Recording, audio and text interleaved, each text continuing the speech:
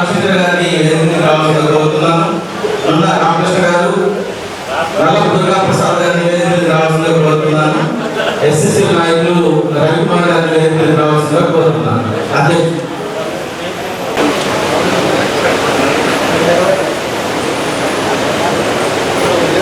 బలరాం నాయక్ గారిని అత్యధిక మెజార్టీతో హస్తం గుర్తుకే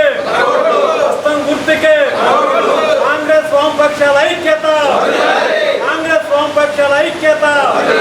అత్యధిక మెజార్టీతో బలరాం నాయక్ గారిని, అత్యధిక మెజార్టీతో బలరాం నాయక్ గారిని చెప్పాలి. ఏదో రాముడు మమ్మల్ని గెలిపిస్తారని ఒక ప్రాంతంలో పోయిన ఢిల్లీ పక్కన యూపీలో ఉంటుంది అయోధ్య టెంపుల్ ప్రారంభంలో ఆ ప్రాంతంలో ఉన్నత తరగతి మధ్య తరగతి చాలా పెద్ద స్థాయిలో సంబరాలు చేశారు. ₹1 ఖర్చు పెట్టారు. మొన్న ఎన్నికల పోలింగ్ జరిగితే 44% మాత్రమే పోలైంది. ఆ పోలేసిన వాళ్ళు ఎవరంటే పేదలు, కార్మికులు, ఇతరులు. కానీ ధనిక వర్గంలో ఖచ్చితంగా అత్యధిక స్థానాలే కాదు 12 నుంచి 14 స్థానాలకు పైగా తెలంగాణ రాష్ట్రంలో కాంగ్రెస్ గెలవబోతా ఉంది అని కూడా మనం చెప్పడం జరిగింది. ఎందుకంటే వచ్చింది తెలంగాణ సంస్కృతి కానీ, తెలంగాణ వారసత్వం కానీ, తెలంగాణ ఆచరణ కానీ కమ్యూనిస్టులు ఏ పార్టీతో కలిస్తే అందరం కలవగలిగినప్పుడు తెలుగుదేశం ఉన్న రోజుల్లో మనం చూసాము, లేదా 2004 రాజశేఖర రెడ్డి గారు ఉన్నప్పుడు మనం చూసాము, లేదా ఇతర ఇప్పుడు మన ఎన్నికల్లో మనం చూసాము. ఖచ్చితంగా కాంగ్రెస్ కమ్యూనిస్టులు ఇతర శక్తులు గెలిచారు కాబట్టి తెలంగాణ రాష్ట్రంలో అవకాశం ఉంటే బీజేపీకి 0 స్థానాల్లో పరిమితం చేయాలి. ఇది మన goal. Telangana Congress party, CPM party అన్ని పార్టీల కలయికతోటి ఈరోజు ఈ భారతదేశంలో మోడీ గారిని దించాలనే కృతనిశ్చయంతో ముందుకు పోతున్న సందర్భంగా మీ అందరికీ శుభాకాంక్షలు కూడా తెలియజేసుకుంటున్నాను. ఎందుకంటే ఈ అభ్యర్థి మన అభ్యర్థి అయినటువంటి కోరిక బలరాం నాయక్ గారిని మన ప్రాంతం నుండి మన అన్న తమ్ముడు చెప్పారు మంచి మార్కులతో, అంటే మంచి బాగా ఎక్కువ మెజార్టీతోటి మన ప్రాంతం నుండి పంపిస్తే మన అందరికీ కూడా గర్వకారణం అనుకునే సందర్భంగా చెప్పక తప్పదు. గెలిచిన వెంటనే వారికి కూడా గురుతర బాధ్యత అయినటువంటి పనులు ఈ ప్రాంతాన్ని మరి ఈ విజయంలో అయినటువంటి గ్రామాలు ఉన్నాయి, ఏవైతే ఉన్నాయో 5 గ్రామాలను అతని ద్వారా మళ్ళీ మనం తీసుకొని ఈ భద్రాచలానికి పూర్వవైభవం తెచ్చే విధంగా కార్యక్రమాలు చేయడం జరుగుతుంది. నేను సందర్భంగా తెలియజేస్తా ఉన్నా. అదే కాకుండా మీ అందరికీ తెలియదు కాదు, ఇక రాజకీయాలు ఇవన్నీ కూడా సుదర్శన్ గారు, కుమార్ గారు దిశానిర్దేశం చేస్తారు. అందులో నేను పోను 4 రోజుల మధ్య మనకు ఈ ఉమ్మడి ఖమ్మం జిల్లా అంటే మీ అందరూ తెలియదు కాదు. ఇవాళ కమ్యూనిస్ట్ పార్టీ కలుసుకోవడం, కాంగ్రెస్ కలుసుకోవడం, ఈ 2 కలిసిన తర్వాత ఏదైనా అవకాశం ఉందా గెలిచే అవకాశం ఛాన్సే లేదు. కాబట్టి మరి మన ఇండియా అభ్యర్థిగా బలరాం నాయక్ గారు గెలుపు అనేది ఖాయమైంది. ఈ 4 రోజులు కూడా పగలు రాత్రులు కష్టపడి మన లక్ష్యం ఏదైతే ఉందో ఈ దేశంలో ఉన్నటువంటి బీజేపీ ప్రభుత్వాన్ని ఇంటికి పంపాలి, మన ఇండియా కూటమి అధికారంలోకి రావాలన్న ఆలోచన ఆ లక్ష్యంతో ముందుకెళ్తున్నాం. కాబట్టి ఈ నెల 13వ తారీఖు జరిగే పార్లమెంట్ ఎన్నికల్లో ఈ 4 రోజులు కాస్త గట్టిగా కష్టపడి ప్రతి గ్రామం వెళ్ళి ప్రతి ఓటర్ని కలిసి మంచి మెజార్టీ వచ్చే విధంగా ఈ భద్రాచలం నియోజకవర్గం, పిల్బాగ్ నియోజకవర్గాల్లో మంచి మెజార్టీ వచ్చే విధంగా అస్పష్టమైన ఓటు వేసి భారీ మెజార్టీ గెలిపించాలని కోరుతా ఉన్నాను. మన గుర్తు బ్యాలెట్ లో 5 నుంచి 4వ గుర్తు, 4 అస్పష్ట గుర్తు, దాని మీద ఓటు వేసి గెలిపించాలని మనస్ఫూర్తిగా కోరుకుంటూ ఈ రోజు 2 నియోజకవర్గాలకు సంబంధించి ఖచ్చితంగా మీరందరూ కలిసికట్టుగా మనం అందరం గతంలో కూడా కలిసి పనిచేసిన వ్యక్తులమే. ఈ రోజు సమయం లేదు, ఖచ్చితంగా మండలాల వైద్యుగా ఎలా చేయాలి ఏంటని మేము కూడా భద్రాచలం నర్సారెడ్డి గారితో మన మత్స వెంకటేశ్వర గారితో కూర్చొని మాట్లాడాం. గతంలో కూడా మన వెంకట గారితో కూడా నాకు ఉంది, సుదర్శన్ గారితో కూడా పరిచయాలు ఉన్నాయి. బ్రహ్మానంద్ గారి చేత నేర్చుకున్న ఆలోచన, గ్రౌండ్ లెవెల్లో ఉన్న ఆలోచన కమ్యూనిస్ట్ పార్టీతో కలిసి ఈ రోజు ఖచ్చితంగా భారీ మెజార్టీ ఈ భద్రాచలం మనం ఏదైతే పోలిక బలరాం గారి నాయక్ గారి ఈ మద్దతు మీరు పలుకుతూ వచ్చారో మీతో పాటు మేము కలిసి పనిచేయడానికి మీరు కూడా తెలుసు, మీరు పట్టుబట్టారంటే కూర్చో తప్పకుండా మీ ఓట్లను ఏం చేసి శక్తి దమ్ము మీకు ఉంది. కాబట్టి అందరం కలిసికట్టుగా భారీ మెజార్టీ బలరాం నాయక్ గారిని రేపు ఏదైతే కేంద్రంలో ఉన్న బీజేపీ ప్రభుత్వాన్ని గద్దె దింపాలని ఒక లక్ష్యంతో ఇండియా కూటమిలోనే ఈ రోజు మీరు ఒక భాగస్వామ్యమై మీరు ఏ మతరత్వ పార్టీ దించాలని ఆలోచనతో ఉన్నారు. ఆ ఆలోచనకు అనుగుణంగా మొట్టమొదటి ఓటు భాగం నాయకులను గెలిపించాలని ఏదైతే అనుకుంటున్నారో దానికి అనుగుణంగా మనందరం కలిసి పనిచేద్దాం. కాలనీలు ఇబ్బంది పడుతున్న పరిస్థితి ఉంది.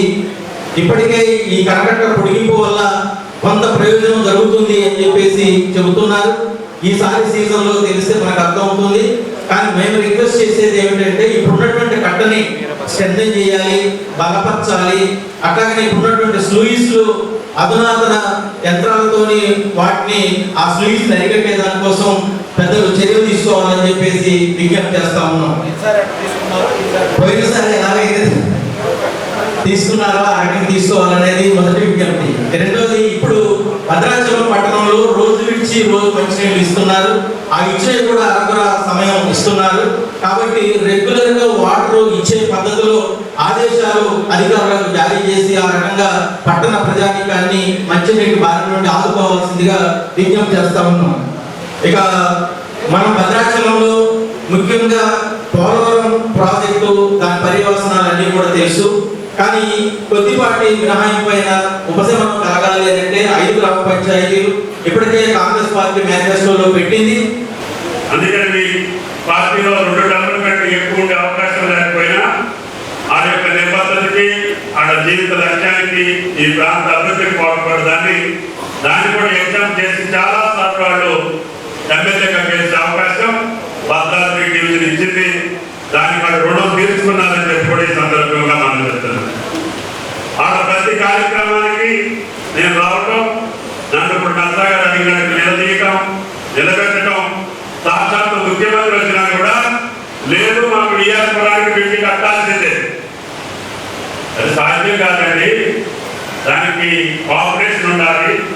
విఆర్పురం మండల జనాభా కేవలం 30,000 అక్కడే ఉంది ఆ రోజుల్లో. ఇంత పెట్టి కట్టే దానికి ఒప్పుకోదు. కాశ్మీర్ కట్టే శబరి ఉధృతమైనటువంటి ప్రవాహం కుదరదు. మంత్రి గారు రాజన్న గారు అంటే లేదు లేదని గోడిపూడి గారిని కూడా తీసుకొచ్చి ముఖ్యమంత్రిని శబరిలో నిలబెట్టి ఆ పెట్టి శాంక్షన్ చేశామని చెప్పి కూడా ఈ సందర్భంగా మనం చెప్తున్నాం. సరే రేపు ముడుగుతుంది, అది వేరే విషయం. కానీ ఆయన తాడిపేరు పడవ మునిగిపోయి జనం చచ్చిపోతే రాజన్న గారు నేను తాడిపేరు పారివార ప్రాంతంలో శవాల కోసం తిరిగాం. దానికి బ్రిడ్జ్ ఎక్కడైనా కట్టాలని చెప్పారు. అది కూడా అంతే. దానికి కూడా ఆ రోజుల్లో శాంక్షన్ చేసి తాడిపేరు పెట్టి ఒక బ్రిడ్జి కాదు, రొట్టెపెట్ట గండి దగ్గర నుంచి ఈ చోటు రాకపోవడం దాకా అన్నిటి నిర్మాణంలో కొద్దిగారి రాజన్న గారి భాగస్వామ్యం ఉంది. ఈ భద్రాచలం అభివృద్ధిలో ఇప్పుడు మంత్రి చెప్పారు.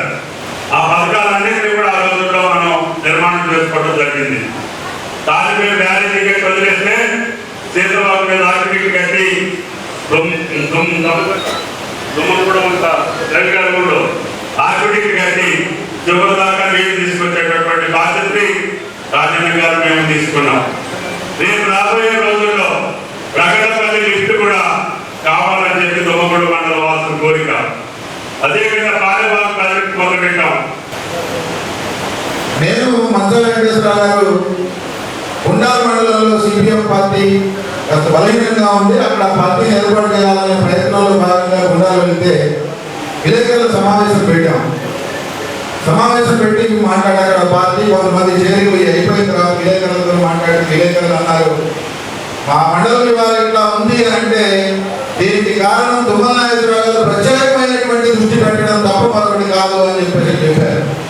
అంటే గిరిజనుల పట్ల గిరిజన మండల అది ఇప్పుడు చెప్పారు, విఆర్పురం కావచ్చు, పోలవరం కావచ్చు, అట్లాగే తాడిపేరు ప్రాజెక్టు కావచ్చు, ఇతర అంశాలు ఇక్కడ బొజ్జి గారు, రాజయ్య గారు, మంత్రి గారు సమన్వయం చేస్తున్నారు. ఒక సందర్భంలో ఐటీడీఏ సమావేశం జరుగుతూ ఉంటే మాకు బోర్డులు కావాలి అని చెప్పేసి బొజ్జి గారు అడిగితే మంత్రి గారు అన్నారు, ఈ బొజ్జి గారికి ఎన్ని బోర్డులు ఇచ్చినా కూడా ఇంకా చాలా మంది అంటాడు ఎంత తిన్నా ప్రైవేట్ లాగానే ఉంటుంది అని చెప్పేసి మంత్రి గారు అన్నారు. బొజ్జి గారు అన్నారు, మీరు బోర్డులు బాగానే ఇచ్చారు, బర్రెలు బాగానే ఉన్నాయి కానీ అందులో పాలన తేడా కదా అని చెప్పేసి అన్నారు. అంటే ఆ రకమైనటువంటి సమన్వయం ఎన్ని ఇచ్చినా ఇంకా కావాలి, ఇంకా అభివృద్ధి చేయాలి, అన్ని ఇచ్చినా తక్కువే ఉంటుంది గిరిజన ప్రాంతానికి అని చెప్పి అది అన్న తర్వాత ఇంకా ఎన్ని కావాలో చెప్పు మీ గోడ అయిన తర్వాత మిగిలిన వాళ్ళ గురించి ఆలోచిస్తాము అని చెప్పి మంత్రి గారు అన్నారు. అలా పరస్పర సమన్వయంతో అభివృద్ధి పట్ల గిరిజన ప్రాంతాల పట్ల ఒక ప్రత్యేకమైనటువంటి దృష్టితో పనిచేస్తా ఉన్నటువంటి విషయాన్ని మనం చూస్తూ ఉన్నాం. ఇప్పుడు కూడా మా మంత్రి గారు చెప్పగానే చాలా సందర్భాల్లో కొంతమంది మాట్లాడుతూ ఉంటారు పిక్కదాని మేమందరం ఇది ఉన్నప్పుడు దట్ ఈస్ తుమ్మల అని చెప్పేసి అంటారు. అట్లాగే ఇప్పుడు ఒక సమస్య చెప్పగానే వెంటనే దాని పట్ల తనదైనటువంటి స్పందనని వ్యక్తం చేశారు. భవిష్యత్తులో కూడా ఆ రూపంలో